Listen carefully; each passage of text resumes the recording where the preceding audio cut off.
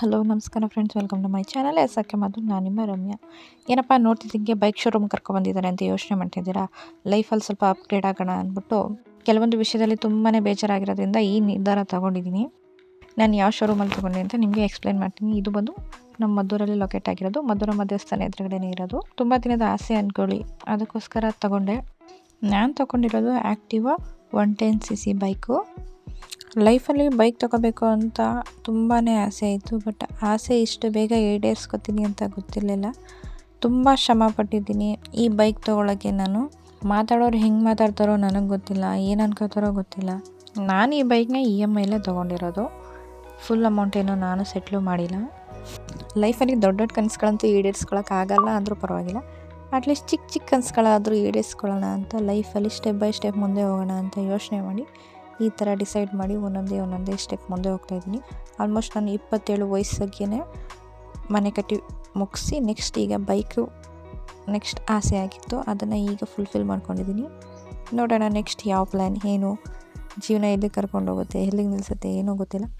ಬನ್ನಿ, ಈ ಜರ್ನಿಲಿ ನೀವು ನನ್ನ ಜೊತೆ ಇದ್ದರೆ ಹೆಂಗಿರುತ್ತೆ ಲೈಫ್ ಏನು ಅಂತ ಮುಂದೆ ಅಪ್ಡೇಟ್ ಮಾಡ್ತಾ ಹೋಗ್ತೀನಿ.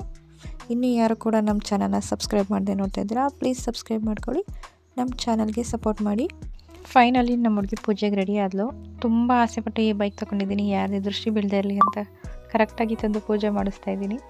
ಯಾಕೆಂದರೆ ನಾನು ನಂಬಿರೋ ಆರಾಧ್ಯ ದೈವ ಆಂಜನೇಯ ಸ್ವಾಮಿ. ಅದಕ್ಕೋಸ್ಕರ ನನ್ನ ಫಸ್ಟ್ ಪೂಜೆ, ನನ್ನ ಫಸ್ಟ್ ಬೈಕು ನನ್ನ ಆಸೆ ಪಟ್ಟಿರೋ ದೇವಸ್ಥಾನದಲ್ಲೇ ಆಗಬೇಕು ಅಂತ ಟೈಮ್ ಕಾದು ಈವ್ನಿಂಗ್ ಸಂಜೆ ಅಷ್ಟರಲ್ಲಿ ಪೂಜೆ ಮಾಡಿಸಿದ್ದು. ಮಾರ್ನಿಂಗು 10:30 ಅಷ್ಟರಲ್ಲಿ ನಾನು ಬೈಕ್ ಡೆಲಿವರ್ ಮಾಡ್ಕೊಂಡಿದ್ದು, ಬಟ್ ನಾನು 4:30ವರೆಗೂ ಕಾದು ಪೂಜೆ ಮಾಡಿಸ್ಕೊಂಡು ಬಂದೆ, ಯಾರ್ದು ಕೆಟ್ಟ ದೃಷ್ಟಿ ಬೀಳದೆ ಇರಲಿ ಅಂತ. ಇವಾಗ ನಾನು ಬೈಕ್ ತೊಗೊಂಡಿರೋ ರೀಸನ್ ಏನಪ್ಪ ಅಂದರೆ, ನಾನು ಆಲ್ಮೋಸ್ಟ್ ಸೆಕೆಂಡ್ ಶಿಫ್ಟ್ ಹೋಗೋದ್ರಿಂದ ಆಲ್ಮೋಸ್ಟ್ 9:30 ಆಗುತ್ತೆ ಕೆಲಸ ಬಿಡೋದು ನನಗೆ.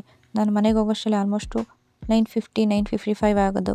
ಅಡುಗೆ ಮಾಡ್ಕೊಂಡು ಊಟ ಮಾಡಿ ನನ್ನ ಮಗಳಿಗೆ ಹೋಮ್ವರ್ಕ್ ಬರೆಸಿ ಅದು ಮಾಡಿ ಇದು ಮಾಡಿ ನನ್ನ ಮಗಳ ಕತೆಗಳು ಕೇಳಿ ಮಲ್ಕೋ ಅಷ್ಟರಲ್ಲಿ 12 ಗಂಟೆ ಆಗುತ್ತೆ. ಮತ್ತು ಮಾರ್ನಿಂಗು ಎದ್ದೊಳಕ್ಕಾಗಲ್ಲ. ತುಂಬ ಹಿಂಸೆಗಳ ಮಧ್ಯ ಇಲ್ಲಿ ಒಂದು ಬೈಕು ಸೇಫ್ಟಿ ಪರ್ಪಸ್ಸಿಂದ ತೊಗೊಂಡಿದ್ದೀನಿ. ನಿಜ ಹೇಳಬೇಕು ಅಂದರೆ ನನಗೆ ಬೈಕ್ ಓಡಿಸೋದೇ ಮರ್ತೋಗಿತ್ತು. ಯಾಕೆಂದರೆ ಆಲ್ಮೋಸ್ಟ್ 6-7 ಇಯರ್ಸ್ ಆಗಿದೆ ನಾನು ಬೈಕ್ ಓಡಿಸಿ. ಅದಕ್ಕೋಸ್ಕರ ಸ್ಟಾರ್ಟಿಂಗ್ ಡೇಸ್ ನನ್ನ ಹಸ್ಬೆಂಡ್ಗೆ ಕೊಟ್ಟಿದ್ದೆ ಬೈಕ್ನ, ನೀವೇ ಓಡಿಸ್ಕೊಂಡು ಬನ್ನಿ, ನಾನೊಂದು 2 ಡೇಸ್ ಆದಮೇಲೆ ಕಲ್ತ್ಕೊಂಡು ನಾನು ಓಡಿಸ್ತೀನಿ ಅಂತ. ಯಾಕಂದರೆ ಹೊಸ ಬೈಕ್ ಎತ್ತಾಕ್ಬಿಡ್ತೀನಿ ಅನ್ನೋದೇ ಭಯ ನನಗೆ, ಅದೇ ಪ್ರಾಬ್ಲಮ್ ಆಗಿತ್ತು. ಇಲ್ಲ ನಾನು ಖಂಡಿತ ಓಡಿಸ್ತೀನಿ ಅನ್ನೋ ಕಾನ್ಫಿಡೆಂಟ್ ನನಗಿದ್ದಿದ್ದರಿಂದ ಆಲ್ಮೋಸ್ಟ್ ನಾನು ಒಂದು ದಿನದಲ್ಲೇ ಕಲ್ತ್ಕೊಂಡೆ. ಇವಾಗ ಕೆಲಸಕ್ಕೂ ತೊಗೊಂಡು ಹೋಗ್ತಾಯಿದ್ದೀನಿ, ಆರಾಮಾಗಿದೆ ಲೈಫಲ್ಲಿ ಯಾರೇ ಏನೇ ಬೇಜಾರು ಮಾಡಿದ್ರು ಅದನ್ನು ಪಾಸಿಟಿವ್ ಆಗಿ ತೊಗೊಳ್ಳಿ, ಚಾಲೆಂಜಾಗಿ ತೊಗೊಳ್ಳಿ ಅಷ್ಟೇ. ಲೈಫಲ್ಲಿ ನೀವು ಆಟೋಮೆಟಿಕ್ಕಾಗಿ ಲೈಫಲ್ಲಿ ಮುಂದುವರೆದೇ ಹೊರಿತೀರ. ನಿಮ್ಗೆ ಅವಮಾನ ಮಾಡಿದವರು ಬೀದಿಗೆ ಬರೋ ಪರಿಸ್ಥಿತಿ ಬಂದೇ ಬರುತ್ತೆ ಅಂತ ಹೇಳೋಕ್ಕೆ ಇಷ್ಟಪಡ್ತೀನಿ. ಒಂದಲ್ಲ ಒಂದಿನ ನಿಮಗೂ ಒಂದೊಳ್ಳೆ ಕಾಲ ಬರುತ್ತೆ ಅನ್ನೋ ನಂಬಿಕೆಯಲ್ಲಿ ಜೀವನ ಮಾಡಿ, ಲೈಫಲ್ಲಿ ಚೆನ್ನಾಗಿ ಸಂಪಾದನೆ ಮಾಡಿ. ಲೈಫಲ್ಲಿ ಸಕ್ಸಸ್ ಅನ್ನೋದು ಖಂಡಿತ ಸಿಗುತ್ತೆ. ಲೈಫಲ್ಲಿ ನಾವು ಕಷ್ಟದಲ್ಲಿದ್ದಾಗ ಯಾವುದೇ ಸಂಬಂಧಗಳು ಇನ್ನೊಂದೇ ಆಗಲಿ ಯಾವುದು ಬಂದಿಲ್ಲ ಅಂದರೆ, ಚೆನ್ನಾಗಾದ್ಮೇಲೆ ಬಂದಮೇಲೆ ಯಾವುದೇ ಸಂಬಂಧಗಳನ್ನ ಇಟ್ಕೋಬಾರ್ದು, ಅದು ನನ್ನ ಮೈಂಡ್ಸೆಟ್ಟು.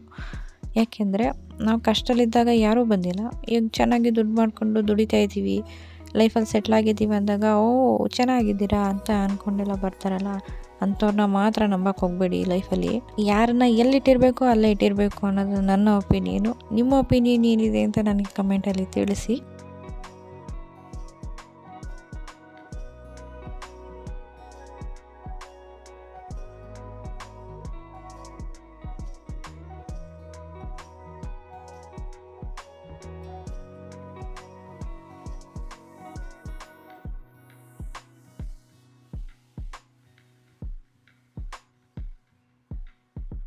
ಹಾಗೆ ಸುಮ್ಮನೆ ಒಂದು ರೌಂಡು ಟ್ರಯಲ್ ಮಾಡೋಣ ಅಂದ್ಬಿಟ್ಟು ಓಡ್ಸೋಕ್ಕೆ ಅಂದ್ಬಿಟ್ಟು ಟ್ರೈ ಮಾಡಿದೆ. ತುಂಬಾ ಕೈ ನಡುಗ್ತಾಯಿತ್ತು, ಬ್ಯಾಲೆನ್ಸಿಂಗೇ ಸಿಗ್ತಿರ್ಲಿಲ್ಲ. ನನ್ನ ರಿಯಾಕ್ಷನ್ ನೋಡಿದ್ರೆ ಗೊತ್ತಾಗ್ಬೋದು ನಿಮಗೆ ಯಾವ ಥರ ಭಯ ಪಡ್ತಾಯಿದ್ದೀನಿ ಅಂತ. ಹೊಸ ಬೈಕ್ ತಗೊಂಡಿದ್ದೀನಿ ಅಂದಮೇಲೆ ಸೆಲೆಬ್ರೇಷನ್ ಇರಲೇಬೇಕಲ್ವ. ಯಾರಿಗೋಸ್ಕರ ಅಲ್ಲದೆ ಹೋದ್ರೂ ನಮಗೋಸ್ಕರ ನಾವು ಸೆಲೆಬ್ರೇಷನ್ ಮಾಡಿಕೊಳ್ಳೇಬೇಕು. ಫೈನಲಿ ನನ್ನ ಮಗಳು ವೀಡಿಯೋ ಮಾಡ್ತಾಯಿದ್ಲು, ಅದಕ್ಕೋಸ್ಕರ ನಾನು ಕೇಕ್ ಕಟಿಂಗ್ ಸ್ಟಾರ್ಟ್ ಮಾಡಿದೆ. ಇಂಡೈರೆಕ್ಟಾಗಿ ಹೇಳಬೇಕು ಅಂದರೆ ಅಮ್ಮ ಮಗಳು ಇಬ್ಬರೇ ಇದ್ದಿದ್ದವತ್ತು. ನನ್ನ ಹಸ್ಬೆಂಡ್ ಎಲ್ಲೋ ಆಚೆ ಹೋಗಿದ್ರು, ಹಾಗಾಗಿ ನಾವಿಬ್ಬರೇ ಕೇಕ್ ಕಟಿಂಗ್ ಮುಗಿಸಿದ್ವಿ.